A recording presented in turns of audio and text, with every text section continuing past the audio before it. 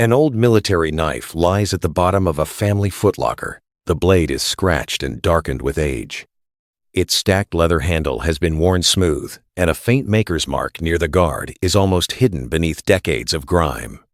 To most people, it looks like nothing more than an old knife. But to a historian or collector, that nearly invisible stamp may be the first clue to a much larger story. The knife is a US M3 trench knife, one of the most recognizable pieces of American field equipment from the Second World War, yet its importance cannot be judged by appearance alone. A clean blade does not automatically make an example more significant. A well-known manufacturer does not prove that it was carried by a paratrooper, a ranger, or anyone who saw combat.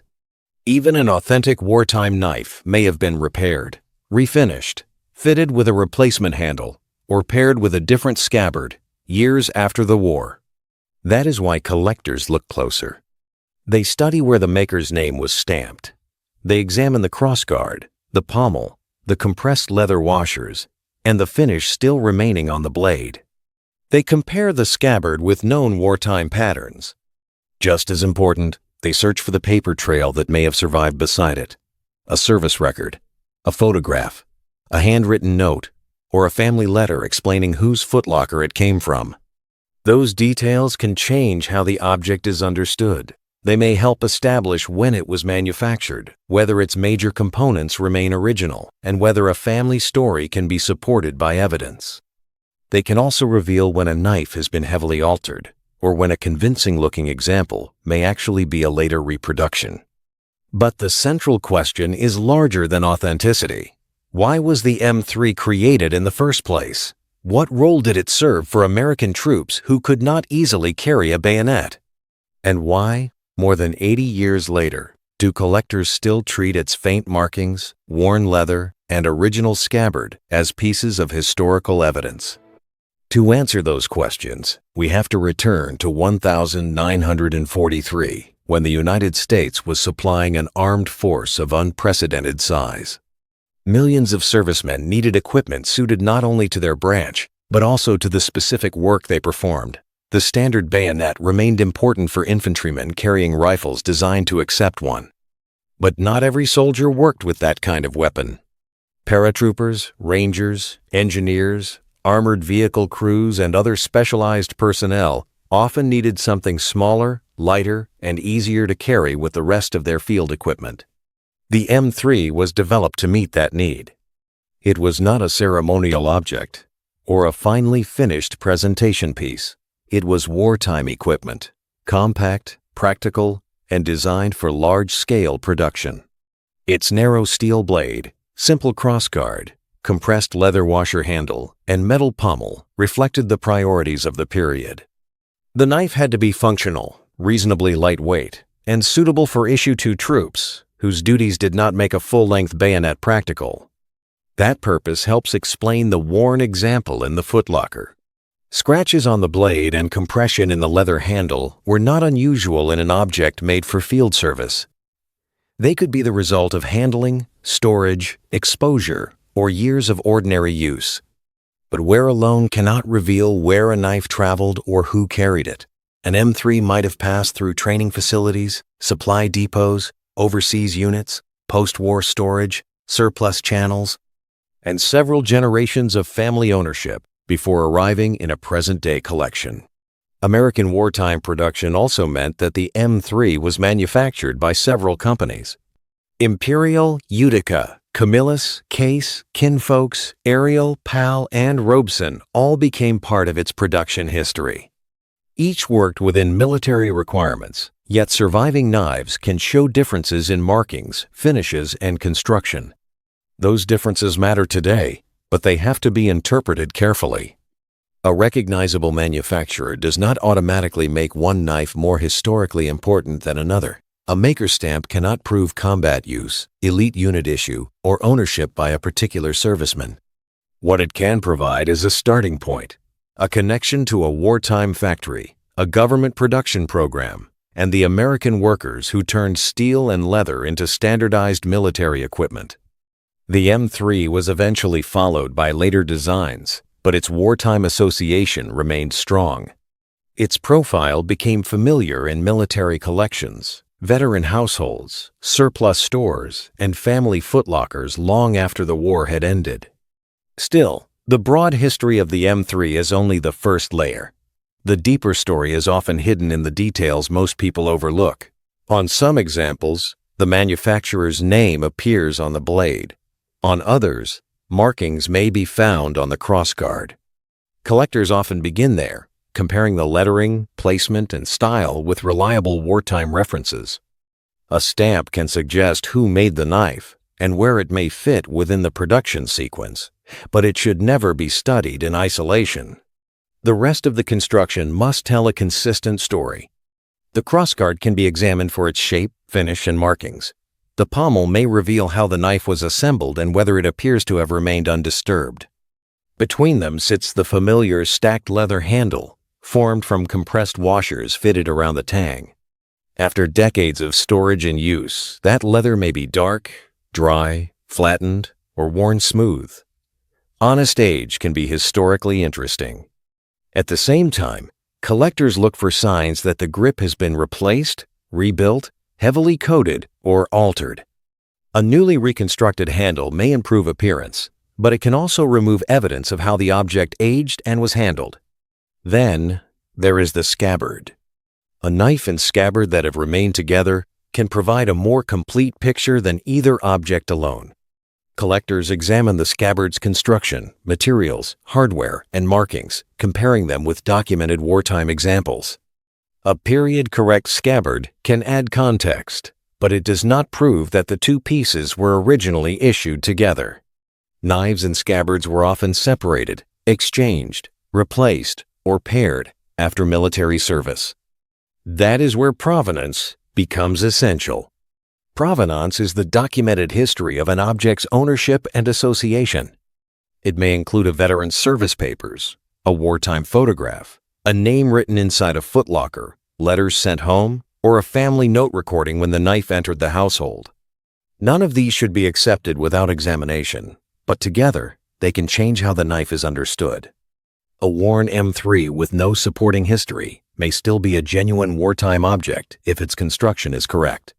But a similar knife, preserved with a photograph of the serviceman, his discharge papers, and a clear chain of family ownership, becomes something more personal. The documents do not make the steel older.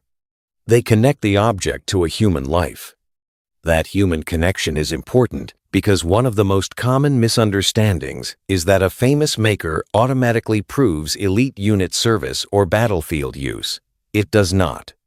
The companies that produce the M3 contributed to a large wartime manufacturing effort, but the name stamped into the steel cannot reveal who carried that particular knife.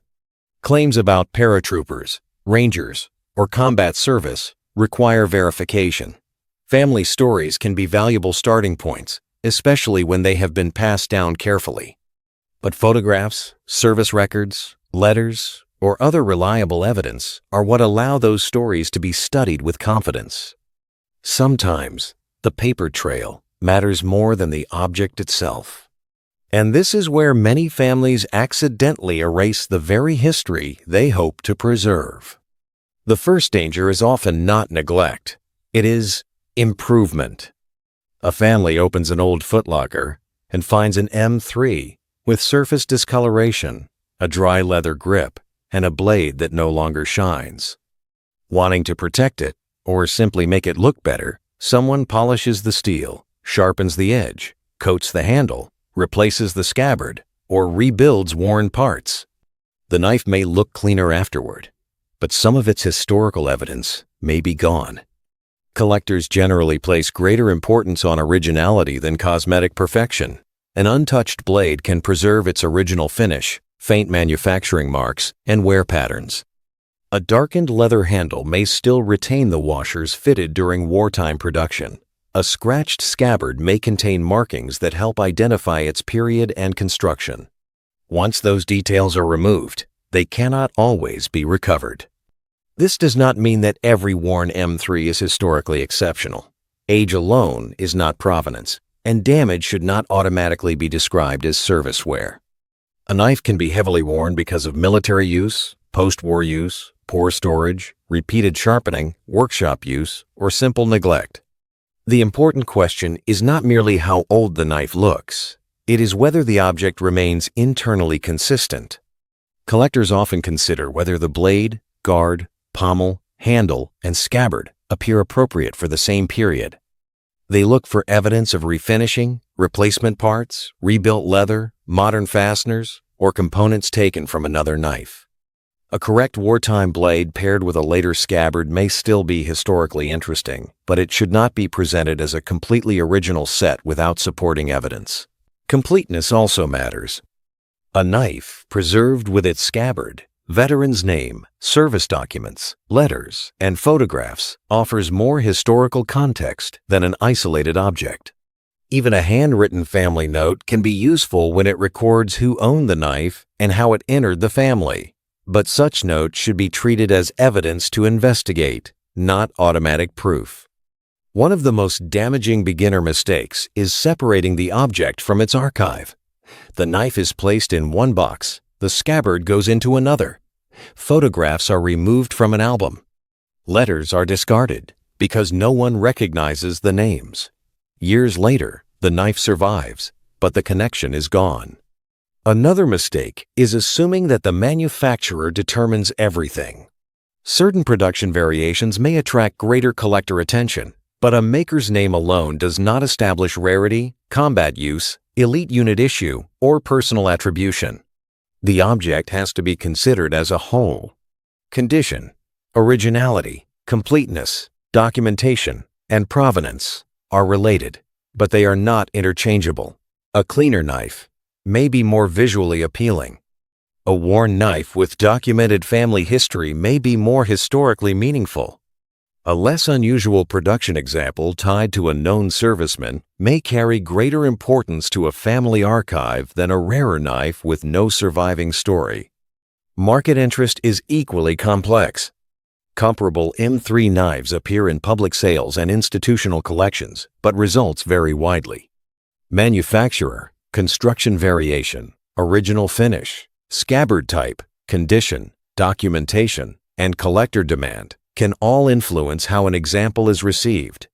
Historical importance does not automatically mean high financial value, and a market price cannot measure the personal meaning of an object preserved within a family. This is not appraisal, authentication, restoration, buying, or selling advice. It is a way of understanding what collectors, historians, and curators tend to examine. Before cleaning or altering an old M3, the safest first step is simply to slow down, photograph the knife as it was found. Keep the knife, scabbard, labels, letters, photographs, and service papers together. Avoid aggressive polishing, sanding, sharpening, refinishing, or replacing parts before the object has been researched. When conservation is genuinely necessary, guidance should come from a qualified specialist familiar with historic leather, steel, and military artifacts.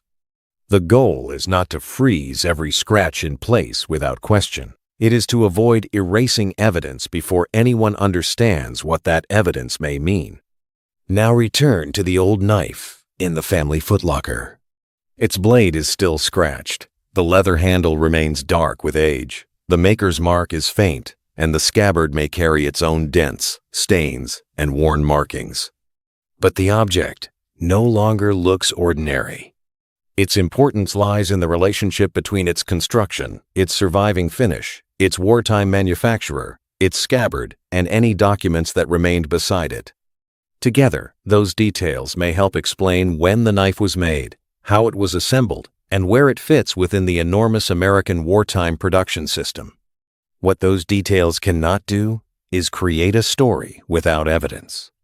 A worn blade does not prove combat use. A recognized manufacturer does not prove that the knife belonged to a paratrooper or ranger. A family tradition may preserve an important memory, but documentation is what allows that memory to be examined and passed forward responsibly. That is why preservation matters. An M3 does not need to be polished until it shines in order to deserve attention. It does not need to be rare, expensive, or connected to a famous unit. Sometimes its greatest significance is simply that it remained with the same family beside the papers and photographs of the person who once owned it. Monetary value and historical meaning are not the same thing. A catalog can describe steel, leather, markings, condition, and production variation. It cannot measure what the object represents to a son, a granddaughter, or a family trying to understand a life lived during wartime. The M3 trench knife is more than a surviving blade. It is a piece of American manufacturing, military service, craftsmanship, and memory. And sometimes, the most meaningful American relics are not found behind museum glass. They are resting quietly in old trunks, workshop drawers, and family boxes, waiting for someone to look closely enough to recognize the history still preserved there. If you believe forgotten objects still have stories worth remembering, consider subscribing to Forgotten American Relics. Each episode explores another piece of American history before its story disappears.